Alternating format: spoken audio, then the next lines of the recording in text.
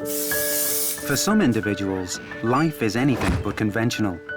Their passions have become an obsession, and their daily routines challenge social taboos with often shocking consequences. Some of their obsessions are familiar, like money. I got to the stage where I had so much money that, literally, I just didn't know what to do with it. Everybody that I've spoken to in this business is driven by greed. Food. Food is my friend. It's a companions, and it replaces friendship, relationships. Or sex. God designed sex. He wants us to have the best sex possible. When I say people are literally having sex on the hoods of their cars in our church parking lots, that's not an exaggeration, that's a fact. Others are more bizarre. Oh, man. Oh! It's kind of watching you eat itself. If I was in a place where human baby was on the menu and it was legal, I think I'd have to try it just to say I did it. But in every case, their obsession has become all-consuming. Tonight, we meet a man whose fetish for feeding his girlfriend is posing a danger to her health. I'd like her to get to a certain point in terms of her weight, but not to a point where it's gonna take away her mobility. A couple whose mission to spread the word of God took an unusual turn. I felt God say to me, I want you to set up a Christian sex website. And a teenager whose desire for a better life led to a crime spree unlike any other. At that point, I think I'd found what I thought of as, infinite amounts of money.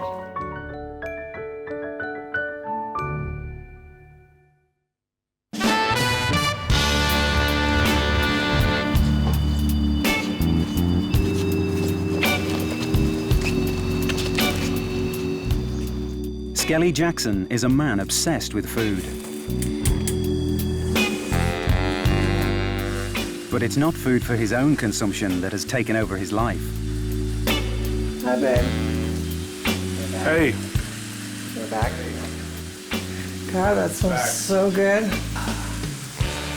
Hi. How are you? Good. Good. I missed you. This is all for you. Skelly's obsessed with feeding his partner Patty and watching her gain weight. After 8 years together, the couple are engaged in what's known as a feeder-feedee relationship. Perfectly seasoned. Feeder means there's a person who supplies another person with food, enjoys seeing them get bigger and bigger, and they get joy out of it. And the person who is the feedee usually is a food lover, so they also get the little joy out of it too. I've basically given up my body, to him to be bigger, for the relationship. She's almost like a little kid when she sees a meal she likes, and a little giddy, a little happy, cheering. Oh, I love to watch him cook. Oh, turns me on. And just knowing he's cooking it for me, wow. This is like our foreplay. And then when he feeds me, oh, I gotta watch it or have the big O already.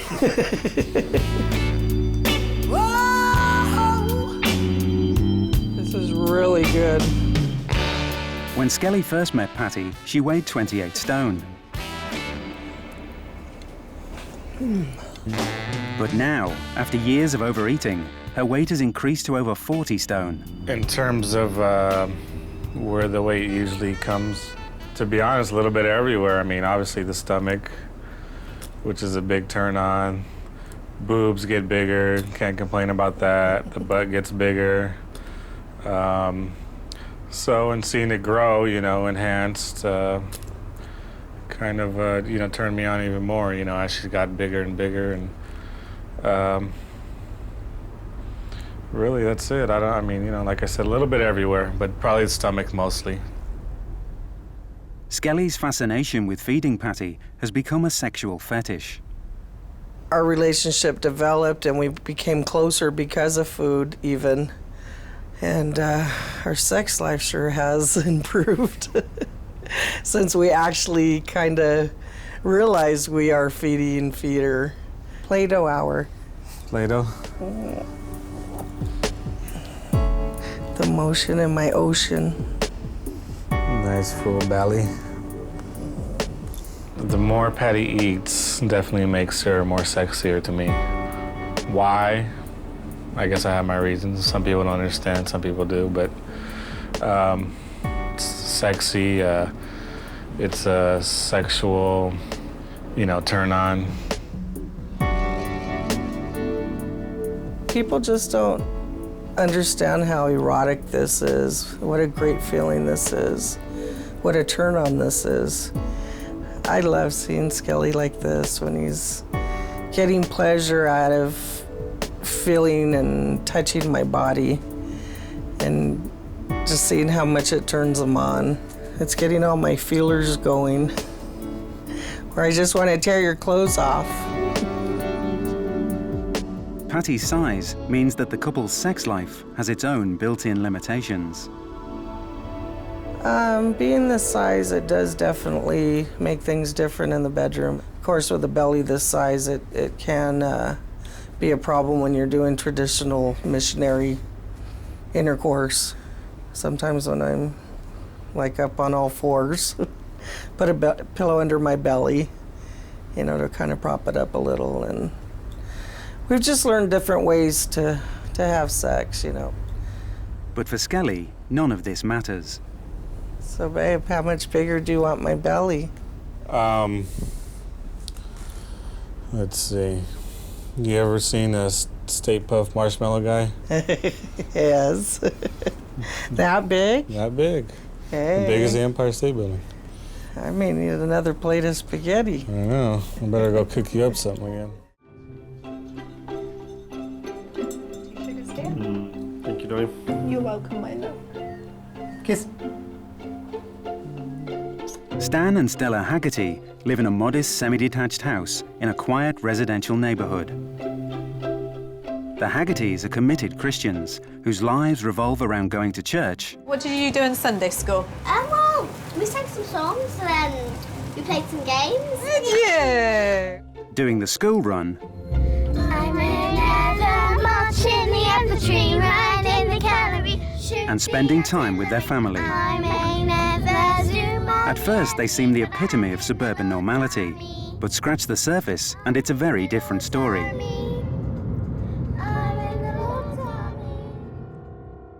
We've had a death threat that made me feel scared. The Haggertys are committed to spreading the message that God loves sex. God designed sex. He wants us to have sex within the confines of marriage, and that if you do, then it's the place where you can have the best sex possible. It's a mission that has shocked their community and left them as outcasts. You have made a fool of God. Satan will be next to visit.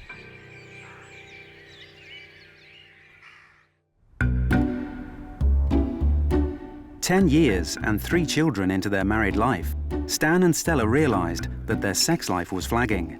They decided to take radical action. We visited a high street. Sex shop? Yeah. Yes, for the first time ever. It never kind of occurred to us. But it wasn't a back street one, it was a high street. Yeah. When we were in there, we were quite shocked by the mixture of things that was in there, in that you had some stuff which looked kind of fun, but then mixed in with that was sort of chains and whips and bondagey kind of stuff, and other stuff that you would think, would be fine with a marriage, and some that wouldn't, in terms of, the Christian understanding of it. With much of the sex toy merchandise on sale at odds with their Christian beliefs, Stan and Stella were unsure where to turn next. Help came from an unlikely source. And I felt God say to me, I want you to set up a Christian sex website, but one which is radically different from what's out there already. And that's how it all really started. At the time, Stella was no. But within about 24 hours, she had changed her mind. I believe God spoke to her and said it was right. On a mission to bring Christian values to the sex toy industry, Stan and Stella launched Europe's first ever online Christian sex shop. Okay, so this is the Holy Love website. It looks completely different to any other kind of sex shop that there is online. It's very non-threatening. Holy Love is about products and resources celebrating God's fantastic gift of sex within marriage. And as you can see, there are an awful lot of different types of sex toys. Again, we've tried to use wording that people who are perhaps just starting out, it will help them to find what they want. You know, sex itself, because it's not talked about very much within church, just still has this kind of sleazy, dirty image. Whereas Christians only do it in the dark, which is actually quite... Yeah, I mean, there are all sorts of things that the church, or that, you know, some parts of the church used to teach, you know, like the Holy Spirit leaves the room whenever sex takes place and comes back afterwards, you know, and, you know, God closes his eyes and looks away, and, you know, there's all sorts of kind of myths and things that have arisen around it. You know, we're encouraging married couples to, you know, appreciate and value, you know, this really good gift, and encourage them and say, no, it is a good thing and it is meant to be enjoyed. Confident that their business venture had God's blessing, the Haggertys invested a small fortune in buying stock that they felt comfortable with. Okay, we are in the warehouse of Holy Love. So there's lots and lots of sex toys and things around here. Along the top here, we've got some of the board games that we have. And then we have Willy Play. And of course, accompanying that are the booby play dice.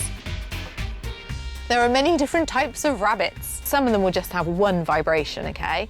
And then others of them may have 3, 4, 5 levels, and also go round this way as well as up and down as well. There is nothing wrong with sex toys. And also a rather heavy-duty vibrator. As long as they're not harmful or, you know, in any way, then there isn't anything wrong with them. Down below, we have lots of different types of condoms.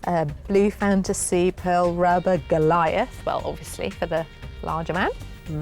We're definitely not saying that people have to use sex toys. If a couple never wants to, that's absolutely fine, you know. But I think in this kind of lifelong journey of marriage, you can so easily get into a rut, you know, which is where these kind of things, you know, can play a really positive part. But in line with the couple's religious beliefs, some things remain strictly off limits. In Holy Love, we do have very distinct boundaries. We don't stock any anal items, we don't stock any bondage items or sadomasochistic items, pornography, and we don't use pornographic images either. There is, unfortunately, you know, nudity on some of the packaging of the products as well. So what we do is, wherever possible, we choose to order packages more like this, where there isn't actually any images of any people on it. But if Stan and Stella believed their sex shop upheld Christian values, others thought very differently. The religious community was shocked, and suddenly the Haggertys found themselves faced with death threats, the loss of their friends, and rejection from the church, which had been their life. They said that they couldn't bear to talk to us because of what we'd done. That was really hurtful. Give me something sweet and sexy. Skelly and Patty have been together for over 8 years. In that time, Skelly's obsession with feeding his girlfriend has meant that her weight has increased to over 40 stone. Right there. But Skelly and Patty are not alone. There are a growing number of websites catering specifically for men who have a fetish for large women. Online, Patty is known as Goddess Patty, and she has a cult following. There are so many men out there that lust after larger women. You just can't imagine. I mean, from, you know, really great-looking men, bodybuilders, you know, very high influential people. I've definitely gotten more male attention as I've grown larger. I don't know, there's just a lot of people out there that love people my size, you know, and they say that I ooze sexiness. For some men, seeing or chatting to Patty online just isn't enough. So she offers a rather unique personal service. Today she's expecting a visit from Sean. Men like big women because they like meat. you know, especially out here, is the bigger the better. You know, the more loving to get, the better. Men like to have a lot of loving. The price of meeting Patty in the flesh, $300. Just lay down, put your feet that way, and we're off to the races. Seeing other men lust after Patty doesn't bother me personally. Sean? It is very arousing. Certain lines of disrespect you don't cross, and as long as they don't cross that, for the most part, you know, it doesn't matter to me. If you need me to get up, just tap my leg. No, I won't do that. Oh, you won't? No. Oh, really? Yeah, do a couple bounces on him. I'm not feeling the boner yet. Well, he could be small. You know, you know that black thing is a myth. A lot of the men that I deal with, even the women, they get sexually aroused by me sitting on them. You can actually see him sexually aroused. Yeah. If you know what I mean. Yeah. I loved it. I was very nervous, but then when I met Skelly and I met Patty, they seemed very nice. I got comfortable. And the first time she sat on me, I felt a sharp little pain, but then it turned into pleasure. It felt good, you know, and then when she sat on me, I wanted more of it. Thanks again. All right. All right, nice meeting you. All right, man. All right. Let you out here.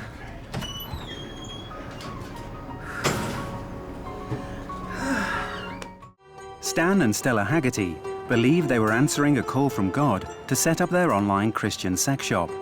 Like any other small business, they need to replenish their stock and source new products, however unusual. So today, they're visiting a sex industry trade show. I feel as a Christian with a website like ours, we have to be very well informed. And even if we don't agree with things, we have to at least know their existence and trends within the industry so that we can do our best to help Christians the sort of other way, really. We feel a bit of trepidation. Yes, we do, I think. I don't feel fully comfortable being here today. There'll be some things that will be kind of totally off our radar that we would never kind of have anything to do with. Is this enjoyable for you? Yeah, well, Don't even use your hands, just use your hips. Just rock your hips backwards and forwards. It is definitely different. Is it? Yeah. It is a bit strange at first, you know, because, you know, it's not like I've been in one of these before. Stan and Stella are soon confronted with aspects of the sex industry that don't reflect their Christian values. Any chance of you removing those horns from your... Now then. Come on now. They are just cheeky horns, aren't they? Well, yeah, but I'd like them removed. Because I think sex is a really good thing and really positive. I object to the devil having anything to do with it. So what's that ring you've got down there I saw? The ring is a quite a gay-specific product. Oh, is it? Oh, no. I don't worry them. No. There are boundaries in order to safeguard people. Like, if you look at anal sex, it's actually not good for people. It's actually quite damaging. It can seriously damage your organs. So that's why we disagree with it. I mean, this is a good place to demonstrate this. Ladies inner thighs, breasts, yourself. You know, there's always a bit of a spank or a slap in everybody. The problem I've got about it is being linked to S&M and bondage. Sex within marriage should be a good, loving, enjoyable thing, and it should not involve pain or punishment or dominance and submission in you know, the That's why you buy a dog lead. It's for the dog. It's not for leading you around in like a collar. How you can use that as a sex toy, I just do not know. Well, they can be attached to collars. But why would anyone want to wear a collar? To show that they're submissive or dominant. Yeah. You know, it's a large part of the BDSM. I appreciate that. That's fine. You know, it's been really good actually because we've seen some potentially new products and new suppliers. One of the really interesting things that we found here today is the amount of grace, to use a Christian word, that we found here. We have stood and talked with some people and we've told them that, you know, we don't agree with what they're doing and we actually think it's wrong, and yet we've been able to discuss it in a really nice manner, and we've not, you know, had any hatred or negativity back towards us. So I think that's been a really good thing, and yes, perhaps that's somewhere where, you know, some Christians and some church organisations or groups could learn.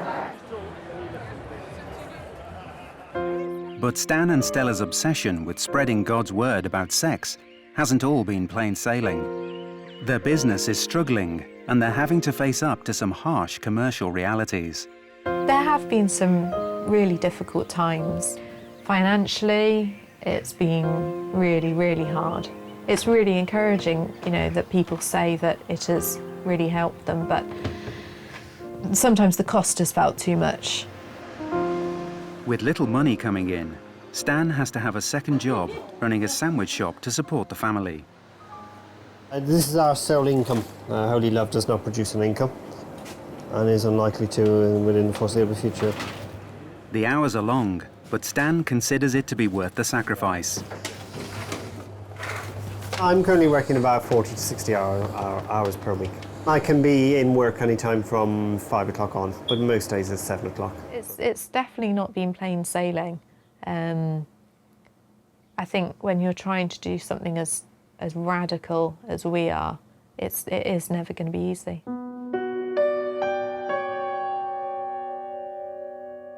But it's not just financial hardships that Stan and Stella have had to endure. In our previous church, Holy Love meant that we had to leave it, which was really sad. It was particularly sad on the children, to be honest, because they were really settled. Shall we go to bed now? We brushed your teeth, we got your bottle. And it wasn't just their own church that ostracized them. As word about their website spread, the Haggertys began receiving religious hate mail from all over the world. Dear brother in Christ, which is ironic, I would like to point out that Holy Love website and Holy Love itself is a satanic investment. You have made a fool of God also. Satan will be next to visit. Better put the kettle on. Not joking either. End of letter. Well, not quite sure what you say to that, really. All right, Jess. Yeah, I'm just reading my Bible. Have you just finished it? No one likes being told they're going to hell, do they? I don't think. Even when you don't believe it, it's still not nice.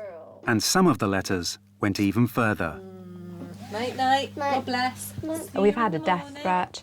That made me feel scared. Yeah, definitely, with 3 little children, because religious fanatics can seek to put the will of God into their own hands. So if he's not going to burn us, maybe they will. Despite their critics, the Haggertys are continuing with their mission to improve the sex lives of their fellow Christians. I think the one thing which we want to try and do is promote things that God is positive about. Yeah. Rather than always just coming down and saying God is against this, God's against that, God's against the other. God is actually in favour of an awful lot of things, and God is far from being a killjoy. When Jesus was on earth, he was a real party animal. He enjoyed being with people. He even enjoyed being happy. He even converted water into wine. Well, I can't think of anything better. Just like their religious beliefs, holy love is not something they'll give up easily. Holy Love has always been a calling for us, and it has been a very costly calling in a lot of ways, financially, in terms of time, in terms of commitment, and in terms of pressure and opposition. There's times when we've really struggled to keep going with it, but it is because it is a ministry that we do, and because of the sense of calling that we've had has never gone away. Scottish-born Elliot Castro is a man who fell victim to his obsession with a glamorous jet-set lifestyle. He travelled the world in pursuit of the ultimate high life. I was able to fly first class, always went to nice restaurants and stayed in nice hotels. I was able to go out and buy nice clothes. I was able to buy nice jewellery. I was able to spend a lot of money, basically. Between the ages of 16 and 23, he spent nearly £1 million attempting to realise his dream. However, there was a catch. None of the money that fueled his obsession was his. It was a lifestyle bought with other people's money. I got to the stage where I had so much money that, literally, I just didn't know what to do with it. Like Leonardo DiCaprio's character in the film Catch Me If You Can, Castro stole identities and bypassed banking security systems to pull off a series of audacious frauds.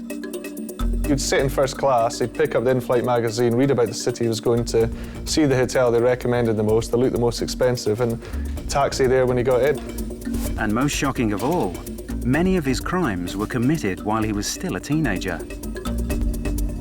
And to do what he did at a young age is just absolutely incredible. You speak to anyone involved with the case and they just can't quite believe that the age of Elliot in the development and the intricacy of the crime that he was committing. I did become obsessed by credit cards, absolutely.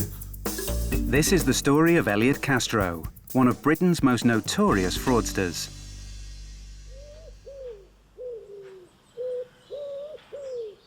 Elliot's rags to riches story has a humble beginning in a basement flat in Glasgow. So this is Battlefield, this is where I grew up. I used to live just in this house just here, actually. This used to be my flat. We lived here for about 13 years. But growing up in such modest surroundings didn't limit Elliot's ambition. My ambition when I was younger was I wanted to be a lawyer. I always wanted to make something of myself and make my parents proud of me. I always remember actually one time I said to my dad, I said, you know, Dad, one day I'm going to be a lawyer and make a lot of money and I'm going to buy you and Mum a nice house. But as a child, Elliot found it hard to mix with other children.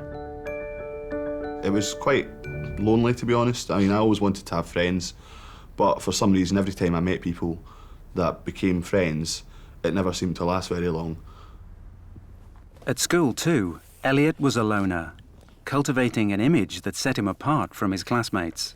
Elliot came to school every single day with a rolled umbrella and a broadsheet. The significance of the broadsheet was lost to me at the time, but I now realise that's where he got all his information for what was happening in the world, where the different countries were, and it fed his fantasies. Elliot's imagination could take him places which he had obviously never been. Elliot's active imagination was fueled by a chance encounter on a holiday flight with his parents.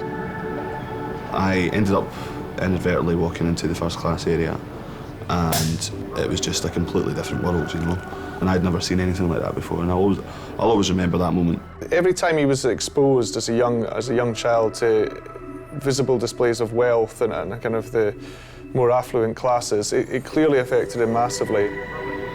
I think, you know, it's true that most people do look at these things and can just, you know, forget about them, but I don't think many people would admit to looking at these things and not wanting them. It's just some people are prepared to go to greater lengths than others to get them. This was the trigger for Elliot to embark on his career in crime. At just 13 years old, he became an accomplished forger. He forged train tickets in Glasgow when he was 13 years old and went on these huge expeditions throughout Scotland completely alone with these blank train tickets. It was the idea of travel, it was the idea of crime and the idea of kind of achieving things that you couldn't afford to do otherwise. Recognizing that forging train tickets could only bring limited financial rewards, Elliot began his criminal career in earnest. At the age of 16, Elliot found a quick way to indulge his expensive tastes. I went to a party one night with these random people that I'd met out at a nightclub. You know, there was a wallet sitting on the table, which I picked up for a moment when everyone else was out of the room. I opened the wallet and there was a few credit cards inside, so I picked one out and pocketed it. The next day, I went to a few shops and bought like £100 worth of things. I couldn't believe that this little card could buy me anything, and all I had to do was manage to sign someone else's name that looked reasonably close to what was on the back of the card. At that point, I think I had found what I thought of as, you know, infinite amounts of money. Elliot's obsession with money was escalating. To fund his lifestyle, he needed more and more credit cards, but he couldn't steal them quickly enough. A more sophisticated form of fraud was called for. His first very advanced trick was what you'd call the hotel phone trick, where Elliot would call someone in their room at a hotel, pretending to be calling from reception.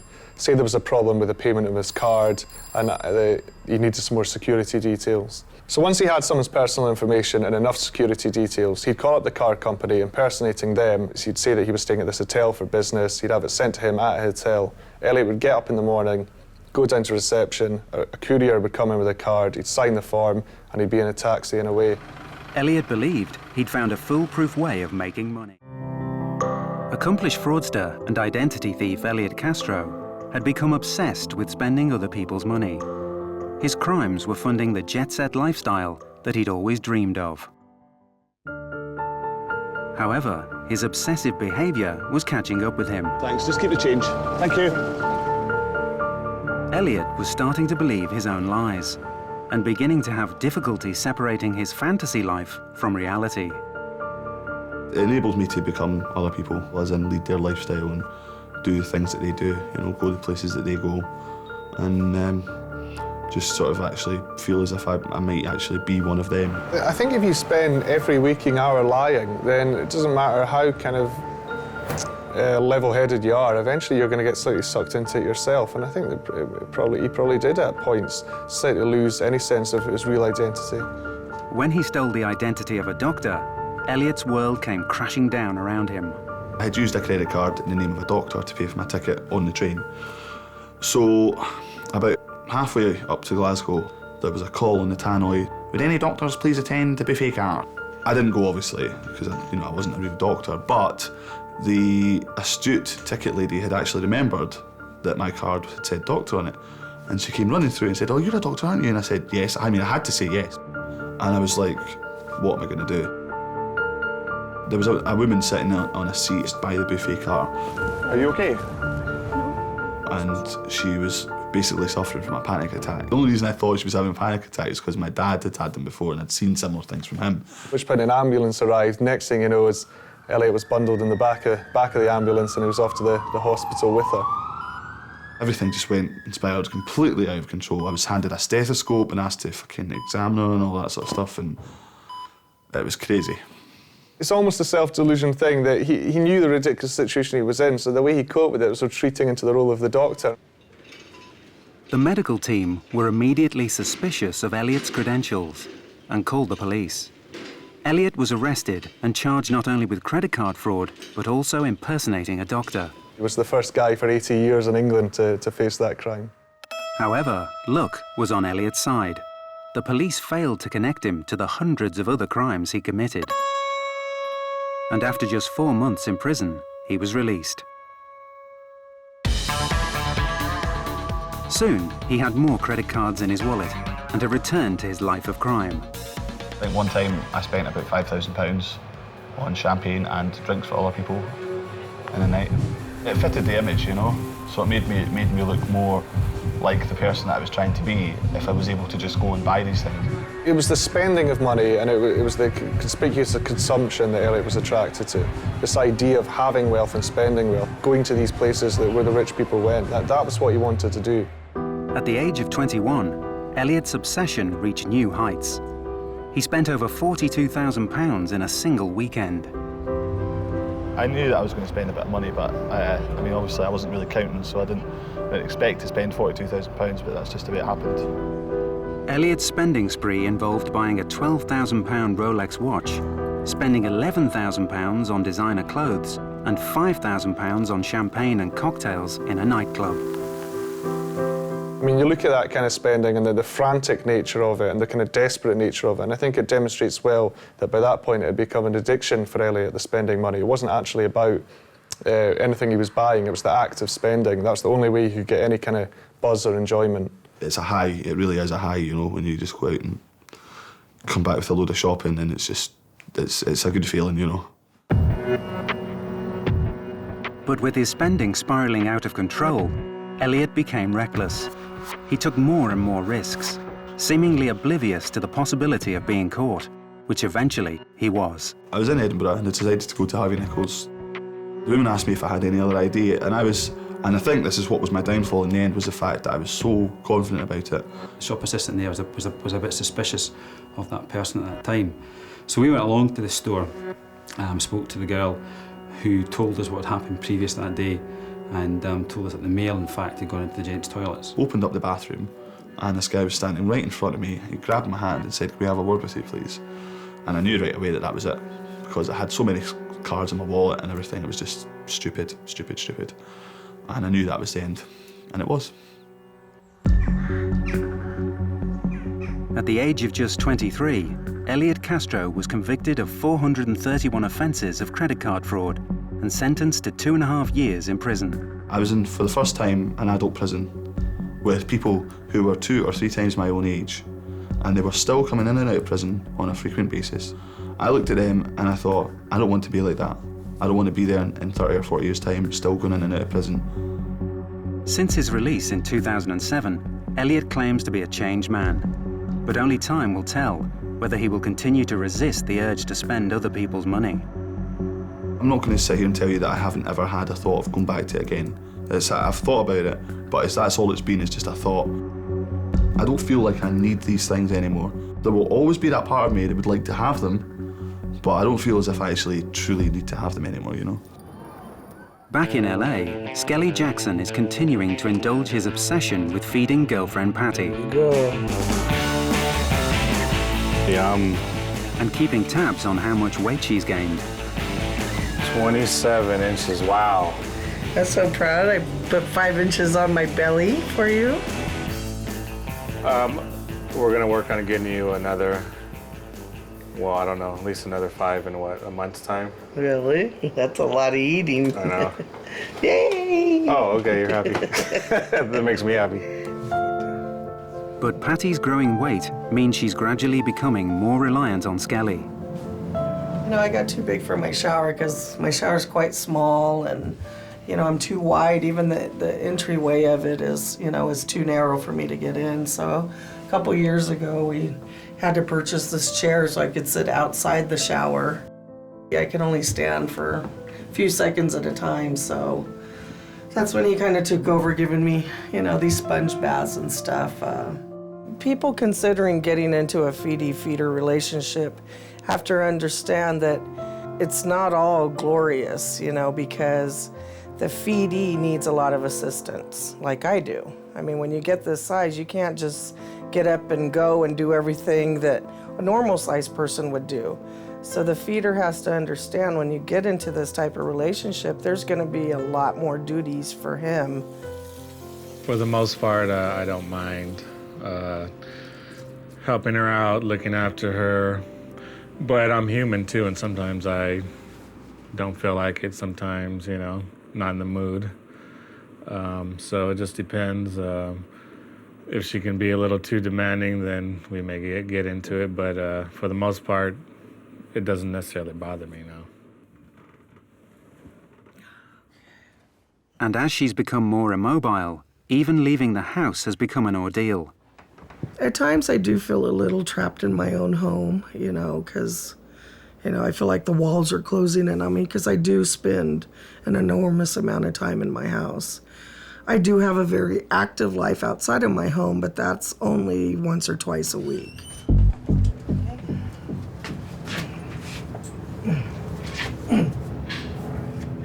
Today, Patty is making a journey to a nearby hotel for a photo shoot with another plus-sized model. Okay.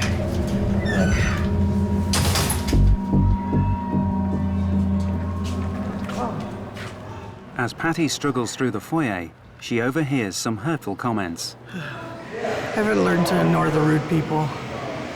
I still have to get from point A to point B, so... Patty has reached the right floor, but her struggle isn't over yet. I'm so exhausted.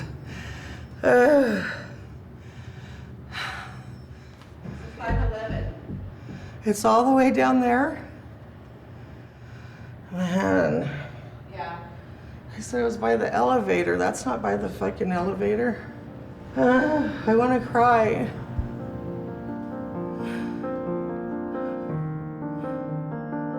Patty's exertions have reduced her to tears. I'm just exhausted.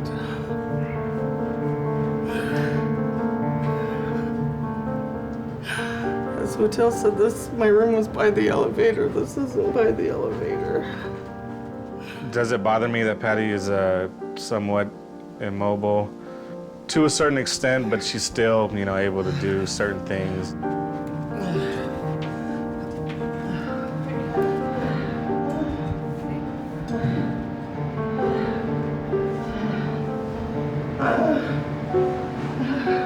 Not more than halfway. About halfway.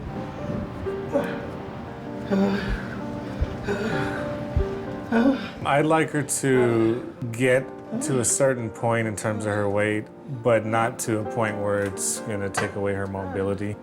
If it takes away her mobility, it's not, that's going a little over my limit anyways.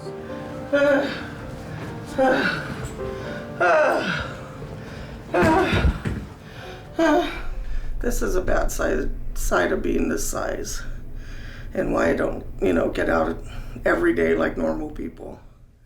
Despite Patty's mobility and health issues, Skelly still wants her to gain a little more weight. There probably is a little bit more weight to put on with her, but probably it's not much more. At this point, she's still okay, and for right now, I guess you could say we are willing to take the risk. All right, here we go. Smile, Michelle. That's hot. And despite the risks, neither Skelly nor Patty want to change the way they live their lives. People that don't understand our relationship, as far as we're concerned, it doesn't matter to us. We're still gonna live our life the way we wanna live it. People are gonna judge no matter what. I'll give you a bite. And I think people should do whatever they want to do. Yeah. I mean, everybody has something that makes them happy, and people aren't necessarily going to agree with it all the time, so who cares what people think? Right. In our eyes and our hearts, it's not dangerous. We're just living the life we want to live, and it's our choice.